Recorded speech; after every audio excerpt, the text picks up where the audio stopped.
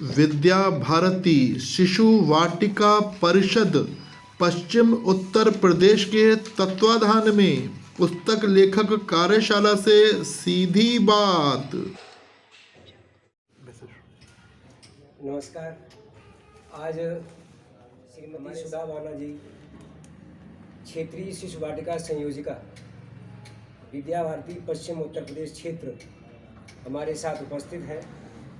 आप विद्या भारती सरस्वती शिशु मंदिर और उसी में जो छोटी कक्षाएं हैं, प्री नर्सरी, नर्सरी जैसा शब्द प्रयोग किया जा रहा है आजकल, तो उसकी एक योजना विद्या भारती में शिशु वाटिका नाम से विकसित की गई है। तो उसकी आप संयोजिका हैं 2005 से।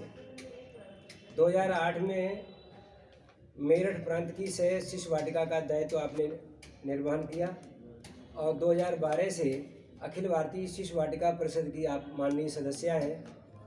आपका मैं अभिनंदन करता हूं विद्या भारती ब्रज प्रदेश की ओर से।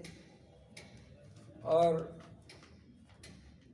आपसे मैं ये जानना चाह रहा हूं कि समाज जीवन के अंदर जितने लोग हैं वो अभी ये नहीं जानते हैं कि शिशु वाटिका क्या है। शिक्षा क्षेत्र में शिशु वाटिका यानी क्या है, इसका आप परिचय देने का कष्ट करें। नमस्कार। शिशु वाटिका एक जो है कोई नया शब्द नहीं है। जैसे हमारे ये अभी चल रहे हैं स्कूल इंग्लिश मीडियम जो चल रहे हैं, इन्हें ही जो शिशु वाटिका है, शिशु वाटिका और एक शब्द आता है कि शिशु वाटिका क्या है। शिशु वाटिका ये है कि ये विद्या भारती से जुड़ा हुआ है, विद्या भारती का ही एक अंग है। उसमें कि हम छोटे बच्चों का विकास कैसे कर सकते हैं, उनका डेवलप कैसे कर सकते हैं। वैसे आज जो हर शहर में, हर सिटी में बच्चों के लिए छोटे स्कूल हैं, उसमें क्या होता है कि बच्चा आया और उसे लिखना पढ़ना सिखाना शुरू कर देते हैं। लेकिन जो हमारी विद्या भारती बच्चों का समग्र विकास हो, बच्चों को सबसे पहले जो हम पढ़ाना चाहते हैं या हम उसे लिखाना चाहते हैं, पहले हम उसे पहचान कराएं, उससे उसे परिचित कराएं। तो यही है कि बच्चे का समग्र विकास हो और उसे खेल खेल में शिक्षा दी जाए, यही शिशु वाटिका है। शिशु वाटिका का शब्द केवल अर्थ जो है एक ही शब्द में समाहित है। कहा कि बच्चों का हम समग्र विकास खेल खेल के माध्यम से करेंगे, यानी खेल खेल में शिक्षा दी जाए। बचपन में बच्चों पर बस्ते का बोझ न डाला जाए, अन्य पाठ्यक्रम का बोझ न डाला जाए। तो इस प्रकार की एक योजना विद्या भारती की सराहनीय है। तो क्या अभी तक इसकी आपके ध्यान में होगा कि अभी तक हमारे कार्य का क्या स्वरूप है, इसमें चल रही होंगी? इसमें हमारे जो ये पश्चिमी उत्तर प्रदेश है, इसमें शिशु वाटिकाएं हैं 123 शिशु वाटिकाएं चल रही हैं, तीनों प्रांत को मिला के। इसमें हमारे 3 प्रांत आते हैं, उत्तराखंड प्रांत, मेरठ प्रांत और ब्रज प्रांत। तीनों को मिला के 123 की हमारी शिशु वाटिका की संख्या है। और इसमें हमारी 2 नमूना रूप शिशु वाटिकाएं भी चलती हैं। तो इसमें जो ये शिशु वाटिकाएं चल रही हैं, ये अभी हमारी सारी प्रयत्नशील हैं। इन्हें हमें प्रभावी में लाना है। जो हमारी प्रभावी में आ जाएगी उसमें ये होगा कि कॉपी, किताब और बस्ते का जो बोझ है ये बच्चों पे कम कर दिया जाएगा। और प्रयत्नशील में वो आती हैं कि जहाँ अभी एग्ज़ाम भी चल रहा है, कॉपी किताब का भी काम चल रहा है, लेखन पठन पाठन का ये काम चलता है।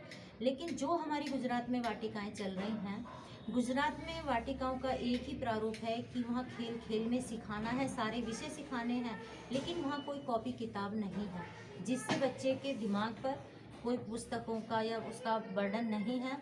वो खेल खेल में जो हम सिखाना चाहते हैं वो आसानी से। तो इस चीज़ के लिए हमें पहले पेरेंट्स को भी अपनी ओर एग्री करना पड़ेगा, उन्हें समझाना पड़ेगा।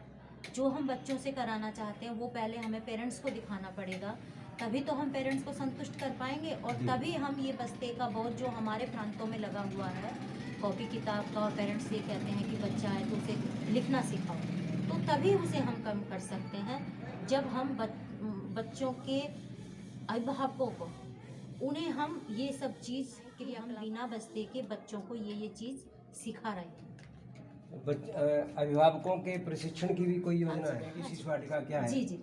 जब तक अभिभावक नहीं जानेगा तो टीचर्स कितनी भी मेहनत कर ले तो वो प्रारूप हमारे सामने नहीं आ सकता, क्योंकि बच्चा 4 घंटे के लिए हमारे पास आता है, तो हर पेरेंट्स ये सोचता है कि बच्चे को कॉपी में काम मिलना चाहिए। जब हम दूसरी पद्धति से चलना चाहते हैं, जो हमारी गुजरात वाली पद्धति है, विद्या भारती की पद्धति है, शिशु वाटिका की, उसे खेल खेल में सिखाना है और कॉपी का, तो हम उसे तभी कम कर सकते हैं जब हम अभिभावक को प्रशिक्षण देंगे, अपने विद्यालय में बुला के उन्हीं बच्चों से, जो उनके बच्चे हमारे पास आ रहे हैं, उन्हीं के द्वारा हम कुछ एक्टिविटी उनसे कराएं, कुछ अभिभावक से कराएं, तो तब उनके समझ ही कह रही हैं कि ऐसे भी बच्चे का विकास हो सकता है, वो पढ़ना जान सकता है, सीख सकता है। आज यहाँ पश्चिम उत्तर प्रदेश क्षेत्र की एक कार्यशाला है जी जी शिशु वाटिका परिषद के तत्वावधान में, और आप उसकी संयोजिका हैं। जी तो यहाँ पर जो कार्य हो रहा है, जी जी। तो इसमें किसको पहले वरीयता दी गई? आप पाठ्य पुस्तकें यहाँ पर बना रही हैं या पहले पाठ्यक्रम का निर्धारण किया जा रहा है? यहाँ पाठ्यक्रम का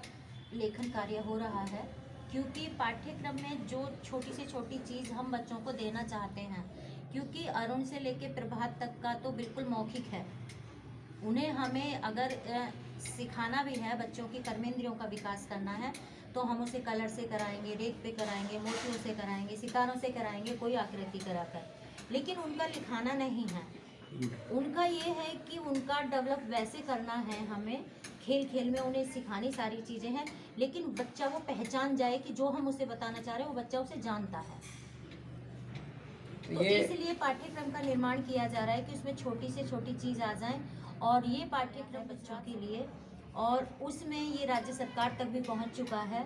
इसमें ये है कि मान लीजिए कि 80% यही रहने वाला है जो गुजरात से आया हुआ है, और 20% ऐसा है कि कुछ इसमें स्थानीय स्तर पर जैसे अपनी भाषाएं होती हैं, उसके अकॉर्डिंग कोई थोड़ा बहुत चेंज करना चाहे तो उसके अकॉर्डिंग कर सकते हैं। शिक्षा में समाज का भी बहुत बड़ा योगदान होता है। जी जी तो जैसे आपने बताया कि गुजरात से कुछ प्रेरणा ली गई है, गुजरात से कुछ सुझाव लिए गए हैं। एक अच्छी बात है कि राज्य सरकारें अपने अपने स्थानीय अभिभावकों से, शिक्षाविदों से परामर्श कर रही है।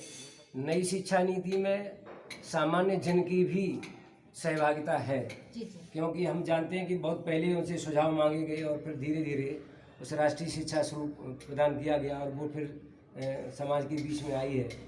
तो ये बाल केंद्रित और क्रिया आधारित जी जी शिक्षा, शिक्षा, तो बाल केंद्रित क्रिया आधारित शिक्षा ये अत्यंत महत्वपूर्ण विषय है, जिसे विद्या भारती अपना रही है और इसे करके दिखा रही है।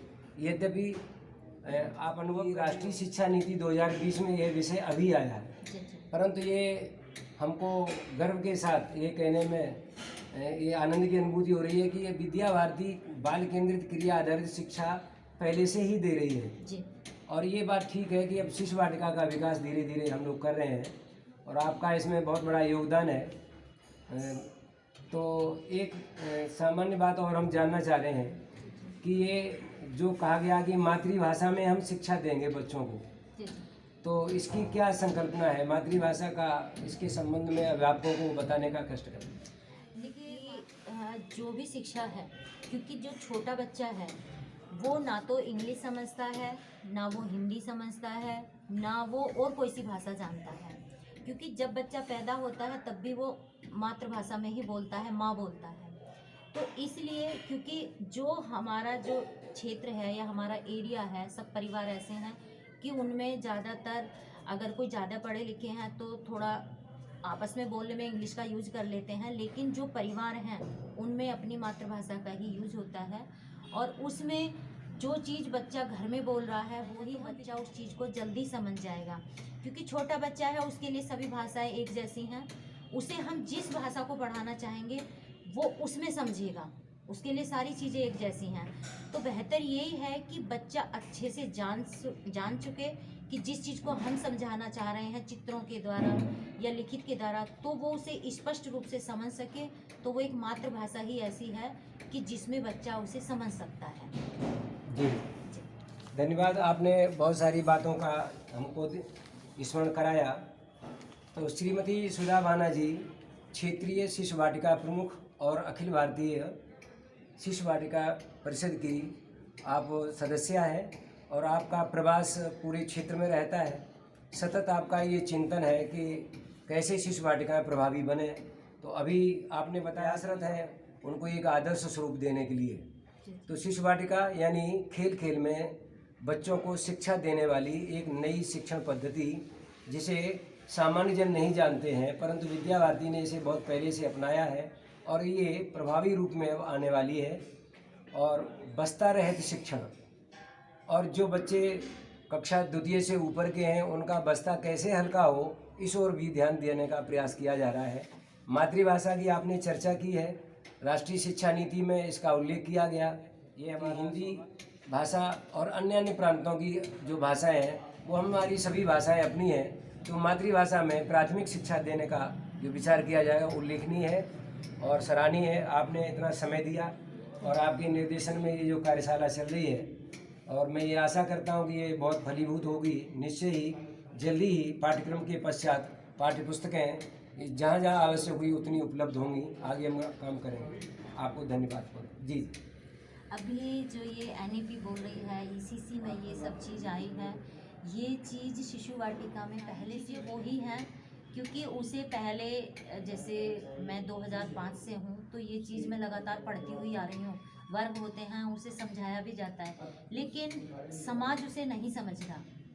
लेकिन अब जैसे NEP भी बोल रही है, राष्ट्रीय शिक्षा नीति आ गई है, उसमें यही सारी चीज़ें हैं, तो कहीं ना कहीं अब इसे सब इसकी तरफ आकर्षण होंगे और सब इसे समझ भी रहे हैं और इसके प्रति सबका रुझान भी है और इसके प्रति सब काम कर भी रहे हैं।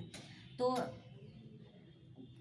इसमें कुछ ज़्यादा दिन लगते, लेकिन अब NEP के द्वारा ये जल्दी सफल होता हुआ हमें नज़र आ रहा है कि जिस काम के प्रति हम इतने दिन से जगह जगह ऐसी हो, तो अब वो बहुत जल्दी संभव होने वाला है।